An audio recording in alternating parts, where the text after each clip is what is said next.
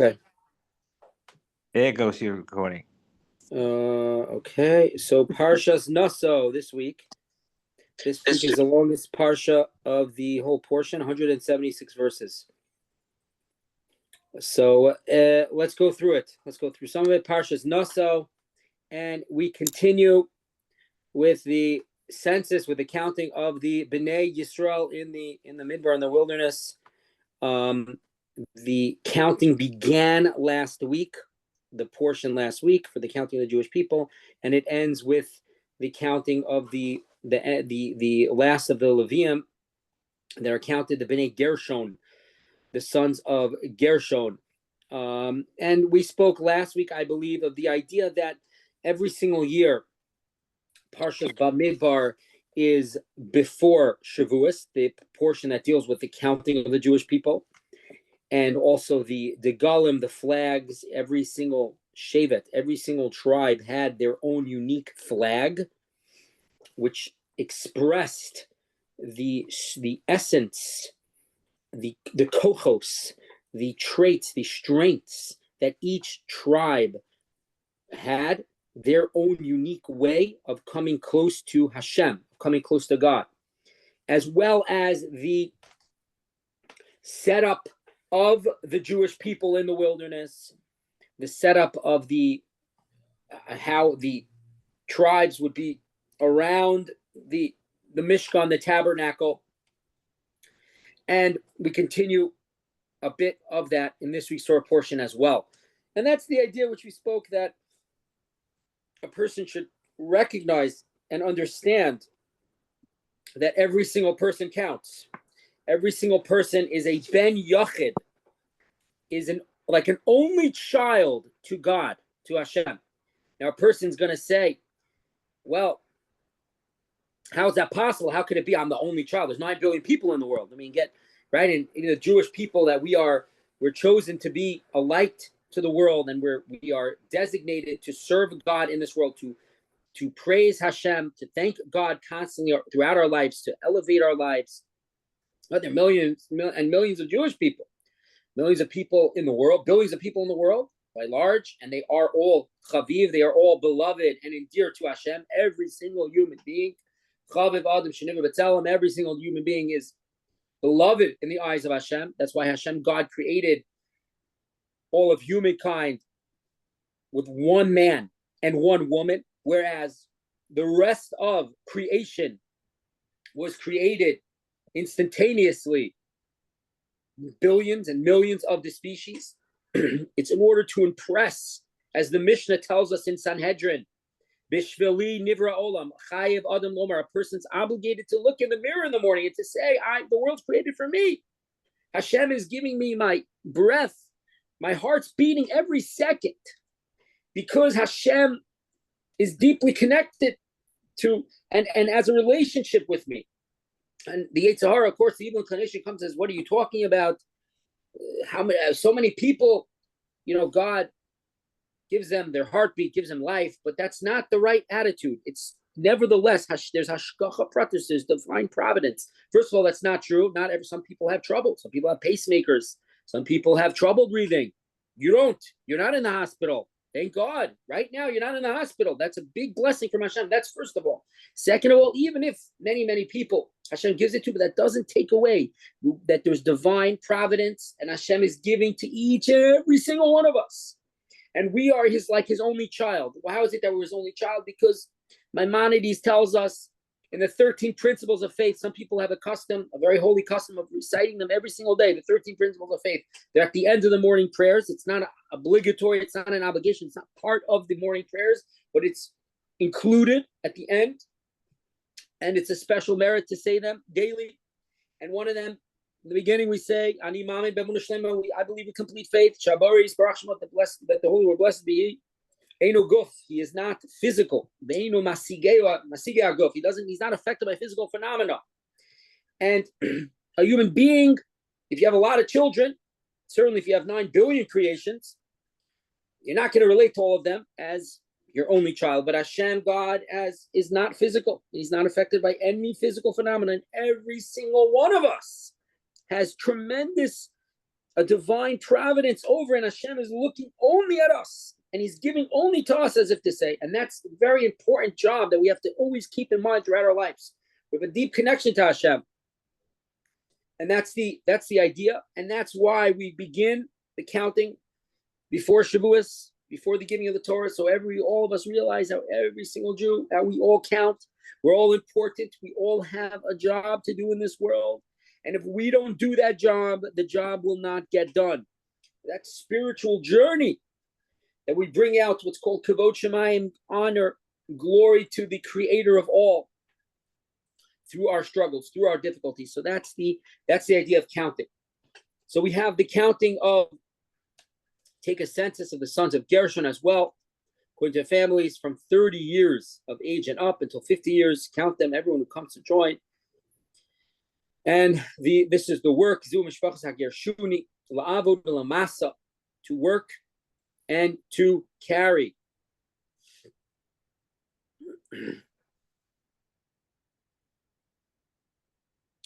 Okay, let's see Rashi a little bit further here.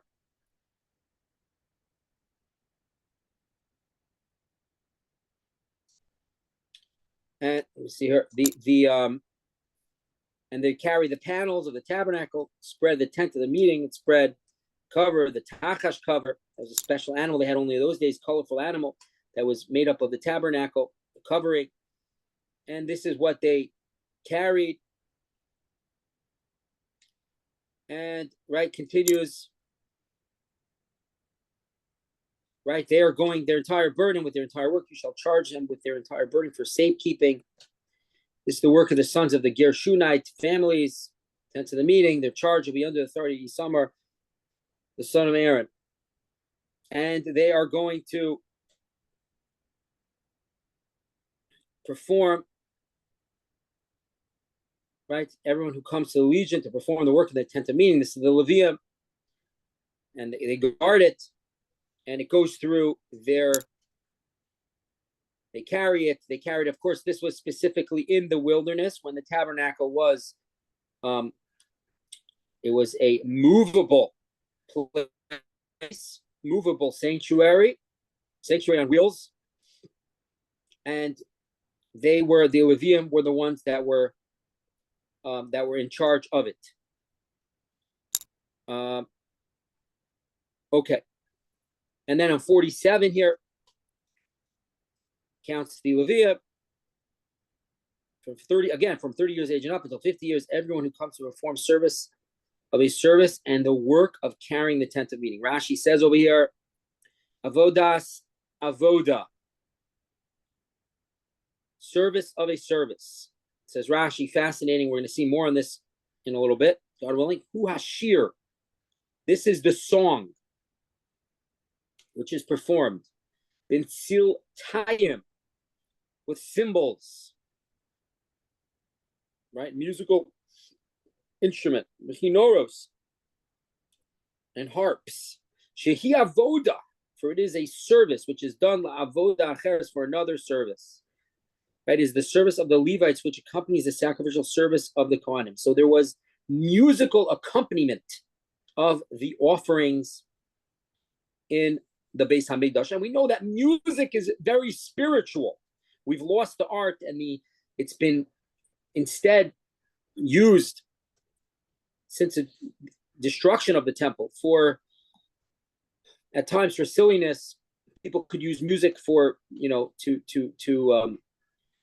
as all sorts of mundane feelings, but not higher feelings, not feelings of closeness to God, to the Creator. But in the Beis HaMikdash, in the temple, the Levium, the Levites would sing a song with the musical accompaniment that was a tremendous musical accompaniment. Okay, let's see some of the, before we go on, let's see some of the sources tonight here. Here we have it. So here the Avodas, this is from the Baal Shoel Umesh. It's the first source tonight. And he says the Levium would have the cymbals, the music of the cymbals and the harps. And this is the Avoda, the service in the temple, for the other service, for the offerings. A service for the service. That's the musical accompaniment. So here's the question. Says the Baal Shalom Nation, how could we call the musical accompaniment avoda, service in the temple? Right? The offerings, right? The shchita, the zrika, the kabbalah, the zrika, the halicha, the halicha carrying, right, to the altar, and the sprinkling of the offerings. Those are the types of avoda, types of service that the Kohanim, that the priests would do. But singing in the temple, why is it also called an avoda? So says the Sholem Eshev, a fascinating insight into how we do mitzvos.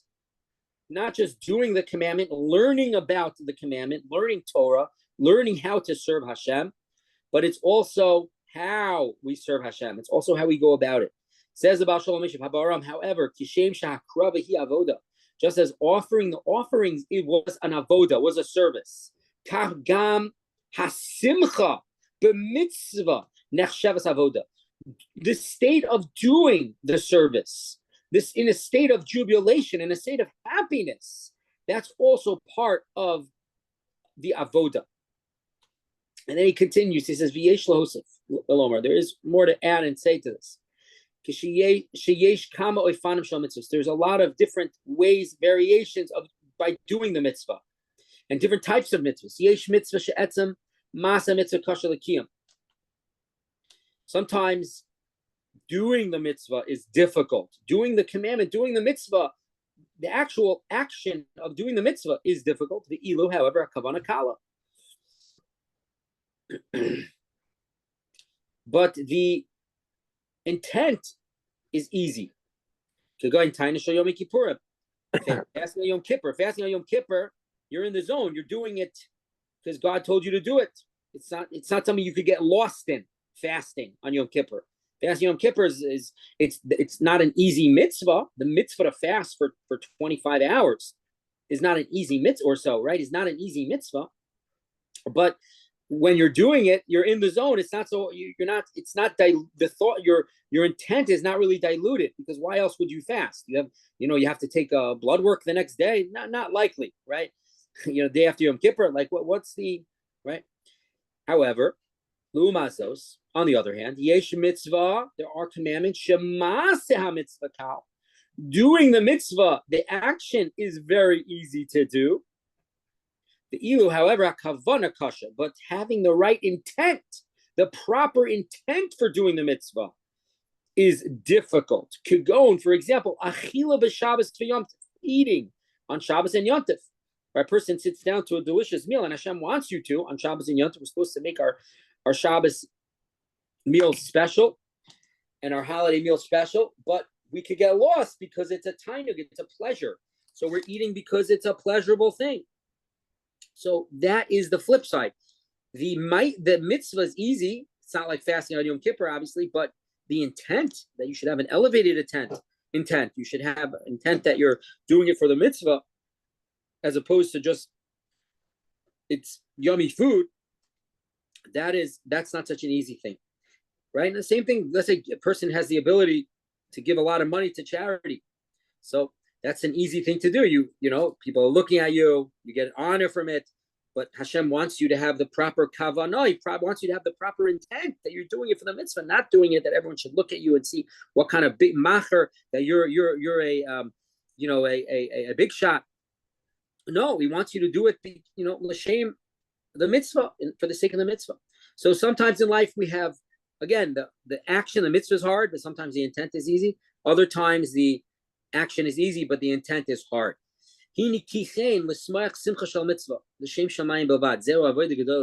says the Baal Shalom Eshev. So here too, when the offerings are being brought by the Kohanim, when the priests are bringing the offerings in the Beis Hamikdash, the accompaniment, the intent of how we're doing the mitzvah was a mitzvah, a simcha shel mitzvah, a rejoicing, a happiness. L'shem shamayim bilvad. We're doing it for the sake of heaven. And that's avoda gedola v'kasha. That's a difficult avoda. That our intent should be positive. That we should have the right intentions. And you should know that a lot of times intention is very, very important. For example, the Chavetz Chaim says the laws of guarding our speech, of lashon hara, of not speaking negatively. So the Chavetz Chaim writes in the laws and the various laws that there is a category called litoelis, that a person is allowed to at times say something negative if it's purposeful, it's important, and it has to be said. There's no other way to do it. For example, if your neighbor is going into business with someone you know, and that person has been dishonest with other people. Obviously, you have to fact check 100 times, and just because, right? And we're going to see in a minute why I'm bringing this out, but of course, it has to be true, not just hearsay. 100%. Let's say he was in business with you, and right, but says the Chavetz Chaim. But if your intention is you also hate the guy, you also don't like the guy, you have an axe to grind with the person. Says the Chavetz Chaim that even if it's for positive purpose, you're not allowed to say it, because for you, your intent is to hurt, to knock down, to take revenge against another person. And he says that is an aveira, that's a sin. What should you do? Perhaps you could get a third person involved, maybe only divulge what that third person needs, a neutral party, and that neutral party will save the person from a financial loss or whatnot. But you yourself, since your intention is negative, then that makes it an aveira, a sin for you. And a person is not allowed to do it. So we see intention is a very important thing. There are a lot of levels to that. And that's why we have to judge others always favorably, right? We don't know where people come from, where they're coming from, what, or whatnot. So that's the first idea. Okay, let us continue. So now let's go back in the parsha a little bit here. By the third aliyah,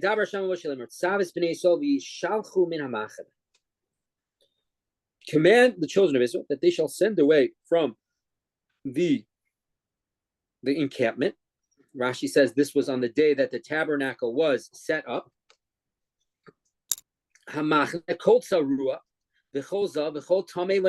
Everyone who, I can't answer right now, I'm sorry, you have to come back.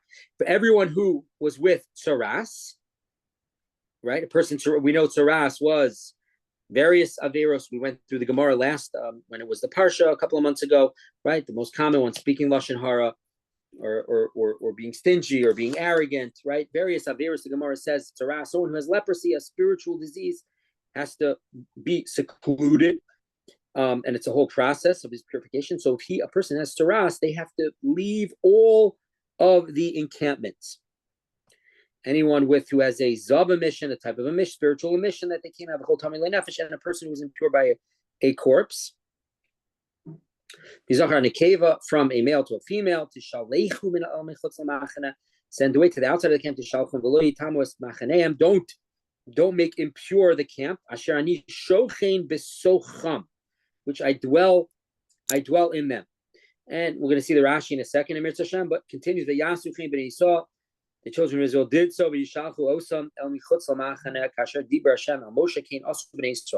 They sent them out to the outside of the camp, as Hashem had spoken to Moshe. So did the children of Israel do. So Rashi gives us the fundamentals over here. Says Rashi, there were 3 camps here at their time of encampment within the curtains of the courtyard of the tabernacle. That was where the tabernacle was. So we could say that's the epicenter of the encampment of the Jewish people in the wilderness for 40 years. You have the epicenter the middle, where you have the tabernacle. This is called the camp of the divine presence, of the resting place of God, where the tabernacle is. And then you had around that, surrounding, so I guess the second layer, the outer side, surrounding it, was Chanias HaLevim Saviv, the encampment of the Levites. As it says earlier on in last week's portion. This is called the Levite encampment. And then around that, the outermost third, going around circular encampment, that's Soif Machne the Golem, to the end of the camp of the divisions, right? L'chol arba ruchos in all four directions. Himachne Yisrael. This is the Israelite camp where all the Jewish nation were. So Hatzarua, one who has tsaras, that's the worst type of impurity. Nishtaleach chutz lechula. He sent out to all the camps. The worst impurity, even Machane Yisrael. Hazav, one who has a zav emission. He saw he had an emission from his body for a certain amount of days, 3 days in a row, certain emission. So he has also his account Shiva Nikiyim, 7 clean days, right? So he also goes out, but not as bad as a mitzora, as one who has saras. A zav or a zava, a female person who had an emission for 3 days straight, certain types of emissions, mutar b'machne is in those days, right? Mutar b'machne Yisrael is permitted in the Israelite camp. Umishulach mehashtayim, but he's sent out of the other two. Okay. B'tamei lenefesh, and one who's impure by a person who passed away, a corpse, right? Mutar af b'shel levia. He's also could go in the Levites. He's only sent away from the divine presence, right? The tabernacle. And this is all expounded in Psachim. So that's what it was. The Mitzora, the one who with Saras had the worst. He was literally secluded all alone. A Zabar Zava could be in the Machane Yisrael, not in the Levia, or of course, Machane Shechina, and a person that was impure coming in contact with someone who passed away, either entered a house that someone was passed away in, or he was within a few feet from a grave, in a graveyard, or he was within the vicinity of someone who passed away. Then he cannot go to the epicenter where the Machane Shechina is. So the Al-Shech HaKadosh, the holy Al-Shech, has a beautiful idea over here. He starts off with the first Rashi that we said, that Rashi says that this was when the Mishkan was set up. The day the Mishkan was set up, it was these halachos, these laws were set. And says the holy Al-Shech HaKadosh lived in Tzvas during the era of the great mystics, Kabbalists, and great rabbis in Tzfas in the 1500s. The Arizal famously lived then, and the Al-Shech HaKadosh, the holy Al-Shech, also lived in the same time period with Chaim Vital, Arizal's closest student, and Rabbi Yosef Cairo, the Beis Yosef, the famous author of the Code of Jewish Law, right? They all lived in the same time in Tzfas. So the Al-Shech HaKadosh, the holy Al-Shech, says the following: what's the connection with the mitzvah of sending out people that are impure? And again, we saw the various levels to the Mishkan. So he says a beautiful idea. He says like this: after you have an encampment of 3 camps, Machane Shechina, you have the middle where the tabernacle was, and around the tabernacle you had Machane Levia, you had the Levites, and then you had around that this demarcation of Machane Yisrael, the Machane for the rest of the Jewish people. The Lomar, one could make the mistake and say that the Shechina does not rest with the Jewish people. Because, right? A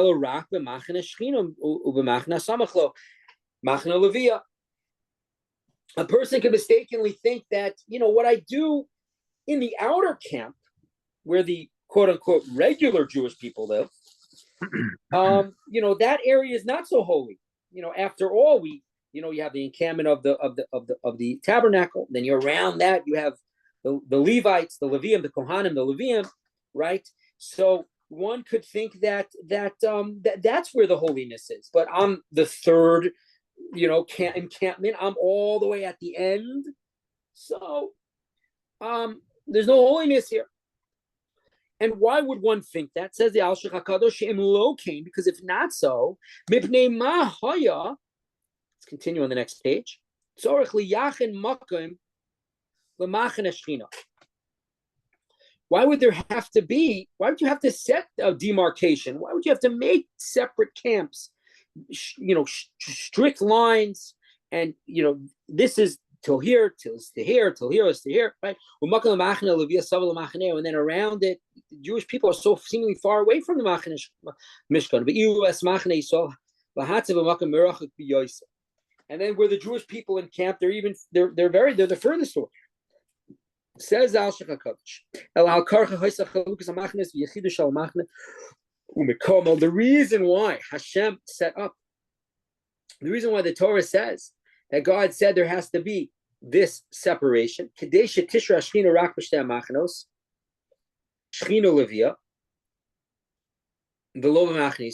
must be, says the Alshach, that one would think that it's only there by the machna of the place where the tabernacle is, and the closest, most surrounding encampment where the Levites are, that is where the presence of God is, and not in the machna of Yisrael. In Canaan, if so,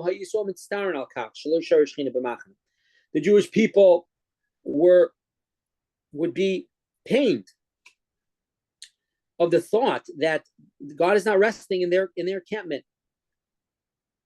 Therefore, says Al-Shach, the Holy One, blessed be He, God commanded Moshe to make Israel know on the day of the encampment, on the day of setting up the tabernacle, on that very day. So they shouldn't think that the presence of God is only in the epicenter, only in the middle and the encampment of the Levium.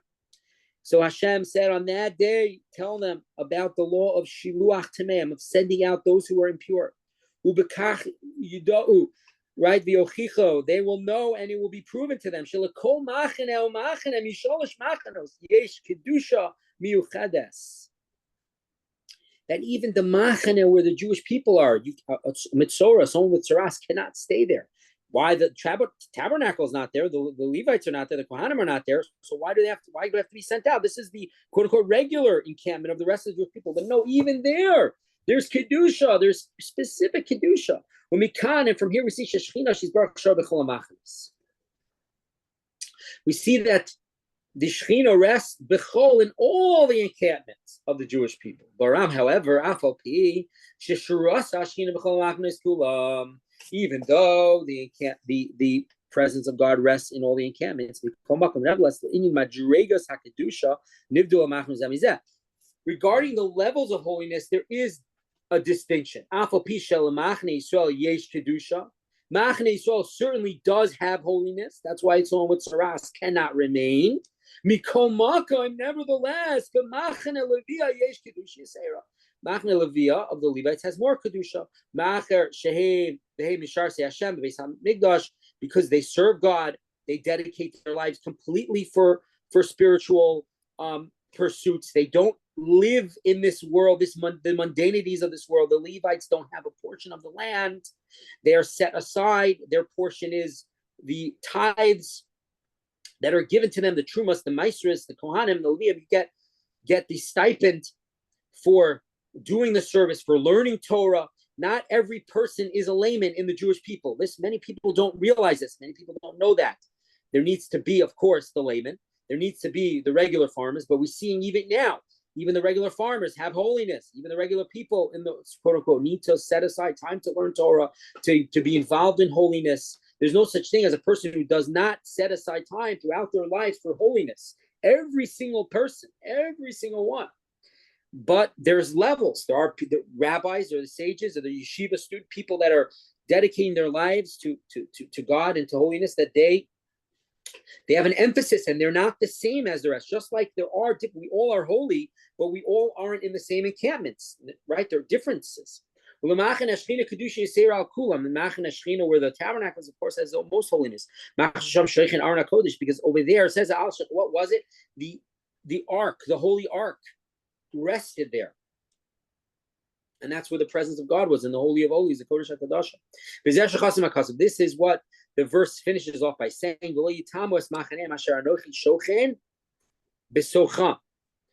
you should not defile the encampments, that I dwell in them. Kilomar means to say, if you want to prove, to show that I dwell, God says, I dwell in all three encampments. Obviously, again, not the same level, but still there's holiness there. Don't think for a minute that there isn't holiness, even in the third encampment, where all the Jewish people were. Go out and see the law of sending out those who are impure. That's why Hashem commanded regarding the holiness of all three encampments. So there are differences, there are levels, no question about it. But we all have holiness. We all are connected to Hashem, and that's the idea which we have over here. That's the very beautiful idea of the Alshich. Okay, let's continue. Hey, let's see chapter 5:9. The next thought for the night, Emir Hashem. Okay.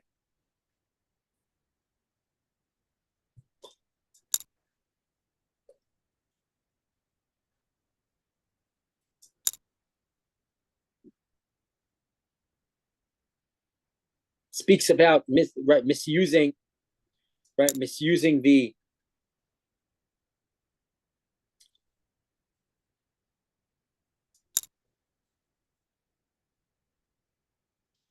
speaks about a me'il over here.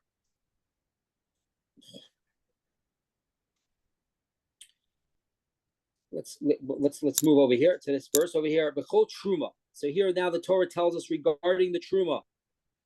See Rashi in a minute. B'chol truma l'chol kadshe b'nei Yisrael asher Yaakov l'kohen lo yeh.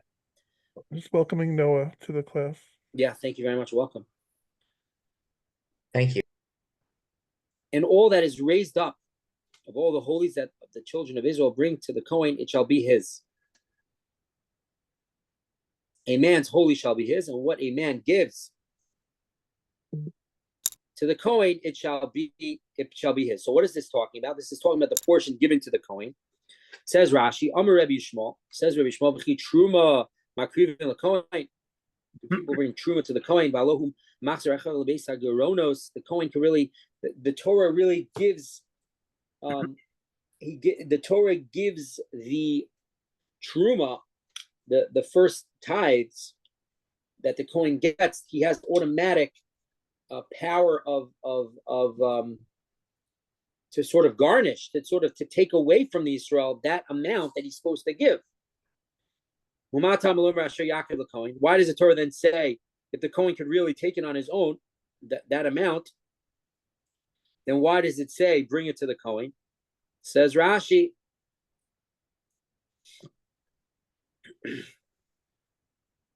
Right, Rashi really says two things over here. First, Rashi says, "Hey, well, Coram, these are the first fruits." Number which is said, "Tavi beis Hashem elokech, shall bring to the house of Hashem." Right, the first fruits of the Zion of the Zion, the Shivas Haminim, the 7 species that's brought as the Coram during the season we're now in Israel, and that goes to the Kohen. To the Kohen shall be his. That they're given to the Kohen. It's one of the gifts that the Kohen gets. One of the 24, the Chavdal and Matnas Kahuna, the 24 gifts that the Kohen gets. In the next verse, as Kadosh of Lo Yeh, the man's holy shall be his. What does that mean? A man's holy shall be his. So says Rashi, this Rashi I was referring to earlier, since the gifts of the Kohen and Levites have been stated, one might be able to think Yavu Itlam Israel, one can take them forcibly. Technically, the Kohen should be able to go in and take them and garnish them, take them. V'ishas Kadosh of Lo Yeh. The Torah is saying, you're right, they do belong to the Kohen, the tribe of the Kohanim, but which Kohanim do they belong to? Says Rashi, right, Magid, this tells us, Shetovas Hanasim L'Ba'alam. The goodwill of their pleasures belong to their owner. Meaning, who the, right, goodwill to be gained by bestowing these gifts and pleasures, they get, right? Deciding which Kohen or Levi will receive them is their owner's prerogative. Although technically, if the Kohen takes them, he sort of took out the Tovas Hana, the goodwill of which maybe he didn't want to give it to this Kohen. So even though it technically works, but it is it really is up to the Israelite, the Israel, to decide which Kohen or Levi should get it. But now Rashi says, and this is the idea we want to focus on. Rashi is another idea of Midrashim Harbe Darshuba. And here's one Midrash Haggadah. I got it to me. Misha Makiv my source, one who withholds his tithes. And let's say nowadays, one who doesn't give charity. The Einu Noisnon. Right? Although Rashi is not referring to that. Rashi is referring to specifically tithes and produce that was supposed to go to the Kohen or the Levite. Does not give them, or in certain years, the poor person, the truth is, right? Lo ya maisus. The tithe shall be his. What does that mean? Not good. Soif. In the end, his field shall produce nothing but 1/10. What it used to be. And that's what it means over here. A man who shall give to the Kohen the gifts which befit him, what the Kohen's supposed to get, lo yeh, it shall be for him, the person bringing it, mamun harbe, much wealth. And that's this idea over here. The Yetzer Hara, the evil inclination, comes and tries to convince us, don't give charity, don't help out others. You worked hard for your money, and I'm not going to have any money left for me if I give. Says Rashi, don't listen, because God is in charge. The blessing that will be found in your produce, in your field, the blessing that will be found in a person's business, that's up to Hashem. A person can try as hard as they can to make as much money as possible. But at the end of the day, it's up to Hashem. It's up to God how much money a person is going to make. So we have to pray to Hashem, even if a person has a great job. There's no guarantees in life. Hashem is in charge. God is in charge. That's the challenge of being in this world where we do our best and we think kocham v'otzim yodi, that it's really up to me about what happens, but that's not really the case. The truth is really He wanted the person to have that money, and just like Hashem gave it, Hashem could, God forbid, take it away. There's no question about that. And we have to realize that this comes from Hashem. So if a person gives the tithes, even though he feels, what do you mean? I'm giving 10%. I'm giving 10% of my field to the poor person, or depending on the year. So to the Kohen, to the Levi, yearly, right? That goes to them.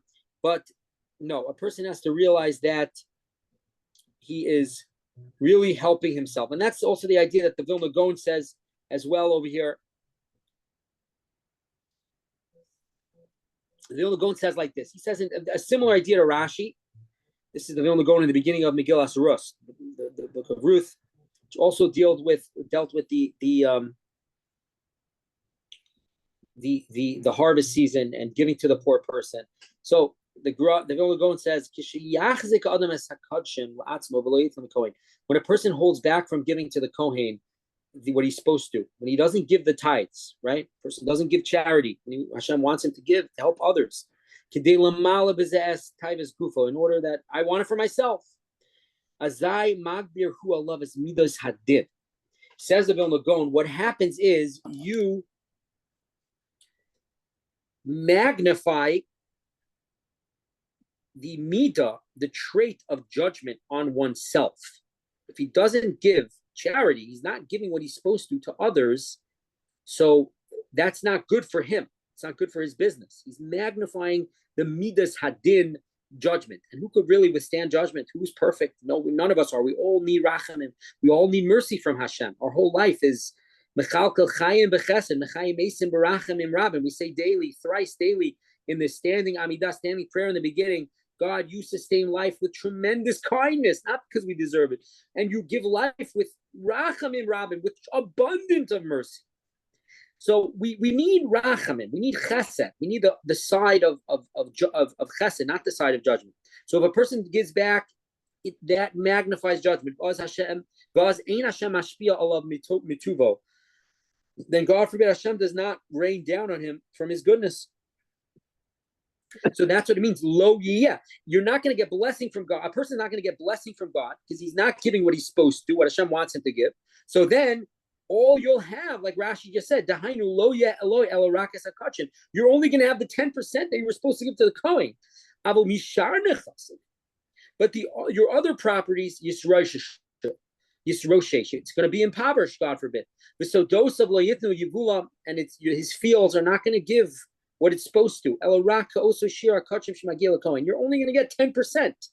You're only getting 90% was supposed to go to you. Hashem wanted 10% to go to the Kohen. Now you decided, you listen to your Yetzer Hara, you listen to your evil inclination that says, don't give charity, you can't help others, I don't have for myself, this and that, and the other, right? All the calculations people make not to be stingy in life. Says the Vilna Gaon, okay, fine, so they're only going to have 10%. What he's supposed to give to the Kohen, you'll just get. However, the opposite is true. If he does what he's supposed to, Baram, however, Asher Yitin the Kohen lo yiyeh. The Kohen, if he gives to the Kohen, to him it will be Shafa Ubracha. That's a double language. Vishes Kachav lo yiyeh. But right, if he keeps the holy what he's supposed to give, it's going to be to him just the 10%. He'll lose the rest. But ish asher yitin lekohen. But if he gives it to the Kohen again, so the Vilna Gaon says, then lo yeah, then the 90% of the field, then you can have blessing. That's what he says. That's the double language of which are you going to get? Is lo you? Is it going to be to him just the 10% he was supposed to give, the little bit he was supposed to give to charity? God says, okay, you keep that, but the rest you're going to lose. Because it's up to Hashem, it's up to God. Or is it going to be, if he gives what he's supposed to, then lo yeh, then instead of lo yehu, then lo yeh, to him it will be, meaning what it says in Vilna Gaon, it means shafa ubracha, an abundance and blessing, b'li shir gvul, without borders, without amounts. Ki yigbar alav koach hachesed. It says in Vilna Gaon, when you give others, when you do what you're supposed to, when you help others, you are magnifying kindness unto yourself, and Hashem does that to you.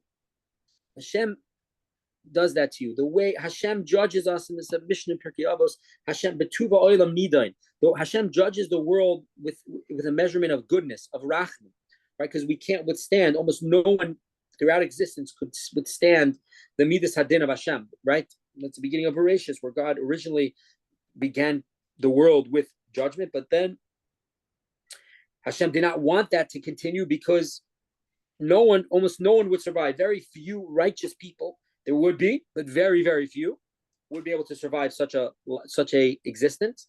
So Hashem has a balance. So how do we tap in on the midas hachesed? That when we act like we're supposed to and do what we're supposed to, when we help others, so the tova olam nidan, for starters, like Rashi says in Bereshis, Hashem judges the world with kindness, with goodness, because almost no one can withstand judgment. But how much kindness, how much goodness is contingent on us, on how we live our lives, how we treat others, right? If we treat others in a way that is forgiving, in a way that is benevolent, in a way that is extending ourselves for others, then Hashem does that to us. How does he do it? Are we privy to see the inner, right behind the curtain? No, we have free will in this world, but we have here, the Torah gives us this haftacha, this guarantee. The Torah gives us the general rules, and which is that the way we act towards others, when we do what we're supposed to, when we help others, it comes around. It's Hashem, it's God that is running it. It's Hashem's world, and we get that blessing as well.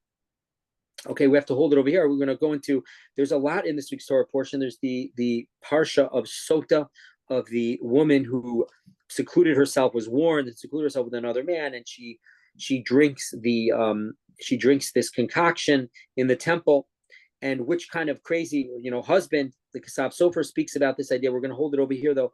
Why would a husband even have his wife go through that? He speaks about, but we'll have to save it. And then we also have the Nazir, the Nazarite, the mitzvah of the Nazarite, where he saw what happens if a person overindulges in this world, if a person gets intoxicated, drinks wine, and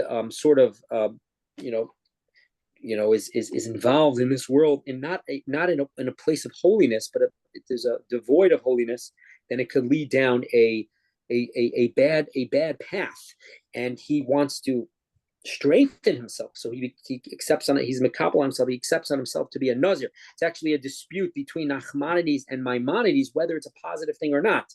One opinion holds that the Torah calls him holy, so it must be a good thing. The other opinion holds that really it's desperate times call for desperate measures. It's because he was around a woman who veered off, who acted, and right, people that, and not just the woman, but in general, people can act in ways that are that are unbecoming. So then he has to take desperate measures so he's not affected by it. But really, ideally, he's afflicting his body. And he's the Talmud calls him a chote, calls him a sinner. You should be able to drink wine in proper measure. You don't overindulge in it, but have the right measure of it. So that's the idea. We also have in this portion, we also have the priestly blessing at the end of towards the end of the portion. And we have the Nesiim, the heads of the tribes, brought at the very end of the portion. Okay, we're going to hold it over here. Okay, we can stop the recording. All right. Good Shabbos. Have a good Shabbos, everybody. Okay, Good have a Shabbos. great Shabbos. Thank you for joining. Thank you very much. Shabbat shalom to everyone. Thank you. Bye-bye. Shalom. Bye. Take care, Robert.